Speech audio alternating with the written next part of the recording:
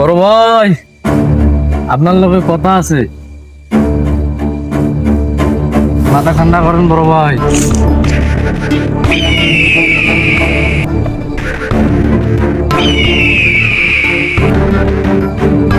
কে যেন ভুল করে রংপুর শহরের মধ্যে ঢুইকা পাচ্ছে।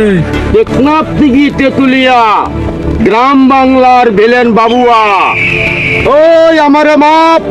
আমি রংপুরি কিছু করতে গেলে আমার লাগবে ভাব।